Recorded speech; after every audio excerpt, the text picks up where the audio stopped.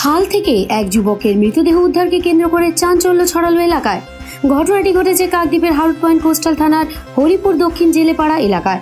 মৃত যুবকের নাম অধীর দাস, বয়স 28, বাড়ি ওই এলাকায়। পুলিশ ও স্থানীয় সূত্রে জানা গিয়েছে, সরস্বতী পুজোর দিন অধীর বাড়ি থেকে বেরিয়েছিল। এদিন রাতে সে আর বাড়ি ফেরেনি। এরপর থেকে তার আর খোঁজ পাওয়া যাচ্ছিল না।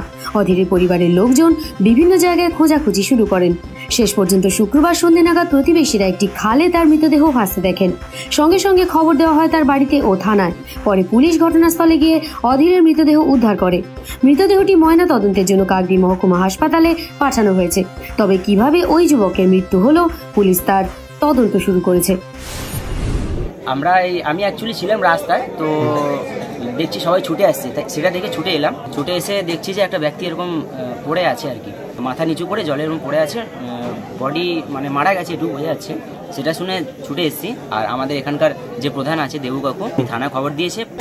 এটা আমাদের এখানকার লোক কিছু বন্ধুবান্ধব, মানে আমার বন্ধুবান্ধব কিছু ওরা বলছে যে অধীর নামে একজন ব্যক্তি আর কি, বয়স 27-28 বছরের একটা ছেলে, অধীর নামে, আমাদের এই এলাকারই লোকাল ছেলে।